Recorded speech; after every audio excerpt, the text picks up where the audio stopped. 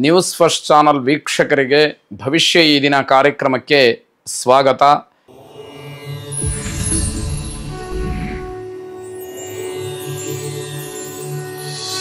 ಮೊದಲು ಮೇಷರಾಶಿ. ಯಾವುದೇ ಕೆಲಸದಲ್ಲಿ ಅತಿಯಾದಂತಹ ಉತ್ಸಾಹವನ್ನು ತೋರಿಸುವ ಭರದಲ್ಲಿ ನಿಮ್ಮ ಕರ್ತವ್ಯವನ್ನು ಮರಿಬಾರದು. ಯಾವುದೋ ಕೆಲಸ ಮಾಡುವಾಗ ತುಂಬ ಆಸಕ್ತಿ ಇರುತ್ತೆ, ತುಂಬ ಉತ್ಸಾಹ ಇರುತ್ತೆ.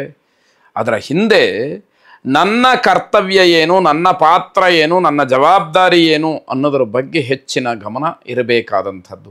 ಅದನ್ನು ಮರೆತರೆ ತೊಂದರೆಗೆ ಅವಕಾಶಗಳಾಗತ್ತೆ. ಆರೋಗ್ಯದ ಬಗ್ಗೆ ಹೆಚ್ಚಿನ ಕಾಳಜಿಯನ್ನು ವಹಿಸಿ ಮನೆಯವರ ಮಾತಿಗೆ ಬೆಲೆಯನ್ನು ಕೊಡಿ. ಆಗ ಮಾತ್ರ ಜೀವನ ಸಾರ್ಥಕತೆಯನ್ನು ಪಡ್ಕೊಳ್ತಕ್ಕಂಥದ್ದು. ಆರೋಗ್ಯದಲ್ಲಿ ಏನೋ ವ್ಯತ್ಯಾಸವಾಯಿತು ಅಂತಂದರೆ ಅದನ್ನು ಒರಟತನದಿಂದ ಹಾಗೇ ಮುಂದೂಡಿ ಬೇರೆ ಕೆಲಸದಲ್ಲಿ ಮಗ್ನರಾಗ್ತಕ್ಕಂಥದ್ದು ಒಳ್ಳೆಯದಲ್ಲ. ಮನೆಯವರು ಏನಾದರೂ ಹೇಳಿದರು ಆರೋಗ್ಯದ ಬಗ್ಗೆ ಗಮನ ಕೊಡಿ ಅಥವಾ ಏನೋ ಔಷಧೋಪಚಾರಗಳನ್ನು ಮಾಡಿ ಅಂತ ಹೇಳಿದರೆ ಆ ಮಾತಿಗೆ ಬೆಲೆಯನ್ನು ಕೊಡಬೇಕಾದಂಥದ್ದು. ಆರಾಮವಾಗಿ ಕಾಲ ಕಳೆಯಬೇಕು ಅಂತ ಹೇಳಿ ಆಲೋಚನೆಯನ್ನು ಮಾಡ್ತೀರಿ, ಆದರೆ ಗ್ರಹಗತಿಯ ದೃಷ್ಟಿಯಿಂದ ಅದಕ್ಕೆ ಅವಕಾಶಗಳು ಸಿಕ್ಕದೇ ಇರುವ ಹಾಗೆ ಆಗ್ತಕ್ಕಂಥದ್ದು. ನಿಮ್ಮ ಚಿಂತನೆ ಎಲ್ಲ ವಿಷಯದಲ್ಲೂ ಸರಿಯಾಗೇ ಇದ್ದರೂ ಕೂಡ ಬೇರೆಯವರ ಸಹಕಾರ ಸಿಕ್ಕೋದಿಲ್ಲ. ಹಾಗಾಗಿ ಯಾವ ಆಲೋಚನೆಯನ್ನು ಮಾಡಿದರೆ ಏನು ಬಂತು ಅನ್ನುವಂಥದ್ದು ಪ್ರಶ್ನೆಯಾಗುತ್ತೆ. ಮಕ್ಕಳ ಬಗ್ಗೆ ಸರಿಯಾದಂತಹ ನಿರ್ಧಾರವನ್ನು ಮಾಡುವ ಅವಶ್ಯಕತೆ ಇದೆ. ಮಕ್ಕಳ ಭವಿಷ್ಯ, ಅವರ ವಿದ್ಯಾಭ್ಯಾಸ, ಜೀವನದ ಗುರಿ, ಜೀವನದಲ್ಲಿ ನೆಲೆ ನಿಲ್ತಕ್ಕಂಥದ್ದು, ಅವರ ಉದ್ಯೋಗ, ಜೀವನ ಪೂರ್ತಿ ಅವರಿಗೆ ಯಾವ ರೀತಿಯ ವ್ಯವಸ್ಥೆ ಅನ್ನುವಂಥದ್ದನ್ನು ಆಲೋಚನೆ ಮಾಡಬೇಕಾಗತ್ತೆ.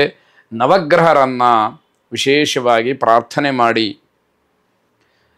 ನಮಃ ಸೂರ್ಯಾಯ ಚಂದ್ರಾಯ ಮಂಗಲಾಯ ಬುಧಾಯ ಚ ಗುರುಶುಕ್ರ ಶನಿಭ್ಯಶ್ಚ ರಾಹವೇ ಕೇತವೇ ನಮಃ. ಅರಿಷ್ಟಾನಿ ಪ್ರಣಶ್ಯಂತು ದುರಿತಾನಿ ಭಯಾನಿ ಚ ಶಾಂತಿರಸ್ತು ಶುಭಂ ಮೇಸ್ತು ಗ್ರಹಾಃ ಕುರ್ವಂತು ಮಂಗಳಂ ಎಂಬತಕ್ಕಂತಹ ಪ್ರಾರ್ಥನೆ ನಿಮ್ಮದಾಗಿರಲಿ. ಶುಭವಾಗಿ. ವೃಷಭ ರಾಶಿ. ನೀವು ಮಾಡ್ತಕ್ಕಂತಹ ಕೆಲಸ, ಮಾಡ್ತಾ ಇರುವಂತಹ ಕೆಲಸ, ಉದ್ಯೋಗ, ಇದರ ಬಗ್ಗೆ ನಿಮಗೆ ಸಮಾಧಾನ ಇರುವುದಿಲ್ಲ.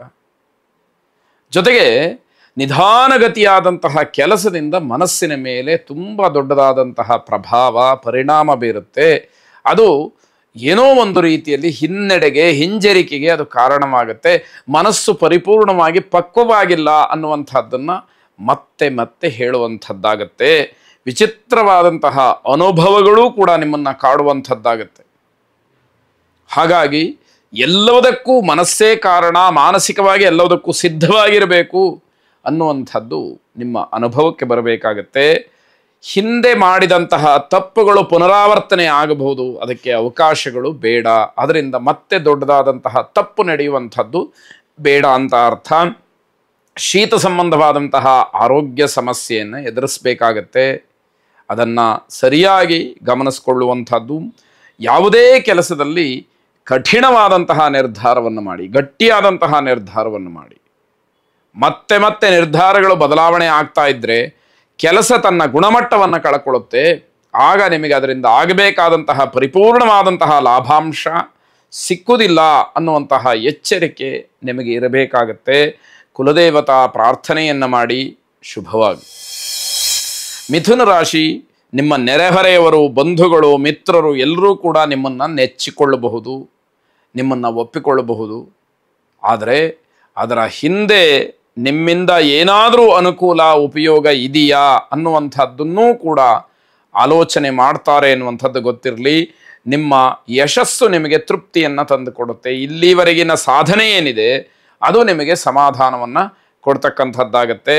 ಮನೆಯ ಸದಸ್ಯರನ್ನು ಅಥವಾ ಕುಟುಂಬದಲ್ಲಿ ಇರತಕ್ಕಂಥವ್ರನ್ನ ಸಂತೋಷಪಡಿಸೋದಕ್ಕೆ ಪ್ರಯತ್ನವನ್ನು ಮಾಡ್ತೀರಿ. ಆದರೆ ಪರಿಪೂರ್ಣವಾಗಿ ನಿಮ್ಮ ಹತ್ರ ಅದು ಆಗೋದಿಲ್ಲ ಅನ್ನುವಂಥದ್ದು ಗೊತ್ತಾಗತ್ತೆ. ಹಾಗಾಗಿ ಅವರ ಮನಸ್ಸನ್ನು ಗೆಲ್ಲಬೇಕಾದ್ರೆ ನಿಮ್ಮ ತ್ಯಾಗ ಏನು ಅನ್ನುವಂಥದ್ದನ್ನು ಯೋಚನೆ ಮಾಡಬೇಕು. ವ್ಯವಹಾರದ ದೃಷ್ಟಿಯಿಂದ ನಿಮಗೆ ಆರ್ಥಿಕವಾದ ಲಾಭ ಇದೆ. ವ್ಯವಹಾರದಲ್ಲಿ ಯಾವುದೇ ರೀತಿಯ ನಷ್ಟಕ್ಕೆ ಈ ದಿವಸ ಕಾರಣ ಇಲ್ಲ ಅಂತ ಹೇಳಬೇಕು. ಕೆಲಸದ ವೇಳೆ ನಿಮಗೆ ಯಾರಿಗೂ ಕೂಡ ಆಗದೇ ಇರತಕ್ಕಂತಹ ಭರವಸೆ ನಿಮಗೆ ಸಿಕ್ಕುತ್ತೆ. ನೀವು ಕೂಡ ಭರವಸೆಯನ್ನು ನೀಡ್ತೀರಿ. ಆದರೆ ಭರವಸೆಯನ್ನು ಕೊಡ್ತಕ್ಕಂಥದ್ದು ಮುಖ್ಯ ಅಲ್ಲ, ಅದನ್ನು ಈಡೇರಿಸ್ತಕ್ಕಂತಹ ಮನಸ್ಥಿತಿ ಬಹಳ ಮುಖ್ಯವಾಗುತ್ತೆ. ಇಲ್ಲದೇ ಇದ್ದರೆ ಮಾತಿಗೆ ಸೋತು ಬಿಡ್ತೀರಿ. ಆಗ ಜನ ನಿಮ್ಮನ್ನು ಮಾತಾಡೋ ಹಾಗೆ, ನಿಮ್ಮ ಬಗ್ಗೆ ಇಲ್ಲ ಸಲ್ಲದ ಮಾತುಗಳನ್ನು ಹೇಳೋ ಹಾಗೆ ಆಗತ್ತೆ ಎನ್ನುವಂಥದ್ದು. ಒಳ್ಳೆಯದೇನಾದರೂ ಇದ್ದರೆ ಅದನ್ನು ಹಾಗೆ ಕಾಪಾಡಿಕೊಳ್ಳಿ ಅಂತಕ್ಕಂಥದ್ದು, ಅದರಿಂದ ಶುಭ ಇದೆ. ಕೆಟ್ಟ ಸೂಚನೆಗಳು ಬಂದಾಗ ಅದನ್ನು ತಡಿತಕ್ಕಂತಹ ಒಂದು ದೊಡ್ಡ ಪ್ರಯತ್ನ ನಿಮ್ಮಿಂದ ಆಗಲಿ ಅಂತಕ್ಕಂಥದ್ದು ಇದೆ. ದೇವಿ ಪ್ರಾರ್ಥನೆಯನ್ನು ವಿಶೇಷವಾಗಿ ಮಾಡಿ ಶುಭವಾಗಿ. ಕರ್ಕಾಟಕ ರಾಶಿ, ವ್ಯವಹಾರವನ್ನು ಮುನ್ನೆಲೆಗೆ ತರ್ತಕ್ಕಂತಹ ವಿಚಾರದಲ್ಲಿ ನಿಮಗೆ ಒಂದಷ್ಟು ಲಾಭ ಇದೆ ಈ ದಿವಸ, ಅಥವಾ ನೀವು ಅಂದುಕೊಂಡಂತಹದ್ದು ಆಗುವ ಸೂಚನೆ ಇದೆ. ಆ ಪ್ರಯತ್ನವನ್ನು ಮಾಡಿ. ಹಿರಿಯರ ಆಸ್ತಿ ನಿಮಗೆ ವರದಾನವಾಗುತ್ತೆ. ದೊಡ್ಡವರು ಬಿಟ್ಟೋಗಿರ್ತಕ್ಕಂತಹ ಸ್ಥಿರಾಸ್ತಿಯೋ ಚರಾಸ್ತಿಯೋ ಅಥವಾ ನಿಮಗೆ ಅನುಕೂಲಕರವಾದಂತಹ ದ್ರವ್ಯವೋ ಹಣವೋ ನಿಮಗೆ ಅನುಕೂಲವನ್ನು ಮತ್ತೆ ಮಾಡುವುದರಲ್ಲಿ ನೀವು ಯಶಸ್ಸನ್ನು ಕಾಣ್ತೀರಿ ಅಂತ. ಉತ್ಸಾಹದಿಂದ ಮಾಡಿದಂತಹ ಎಲ್ಲ ಕೆಲಸಗಳು ಕೂಡ ನಿಮಗೆ ಖುಷಿಯನ್ನು ಕೊಡುತ್ತೆ. ಹಾಗಾಗಿ ಸಂತೋಷಭರಿತರಾಗಿ ನಿಮ್ಮ ಕೆಲಸವನ್ನು, ನಿಮ್ಮ ಕರ್ತವ್ಯವನ್ನು ನೀವು ನಿರ್ವಹಿಸಿ. ಅದರಿಂದ ಸಿಗ್ತಕ್ಕಂತಹ ಲಾಭ ಪರಿಪೂರ್ಣವಾಗಿ ನಿಮ್ಮದಾಗುತ್ತೆ. ನಿಮ್ಮ ಕರ್ತವ್ಯಕ್ಕೆ ನೀವು ನಿಷ್ಠರಾಗಿರಬೇಕು. ನಿಮ್ಮ ಜವಾಬ್ದಾರಿ ಏನಿದೆ ಅದನ್ನು ಯಾವುದೇ ಕಾರಣಕ್ಕೂ ಮರೆಯುವ ಹಾಗಿಲ್ಲ.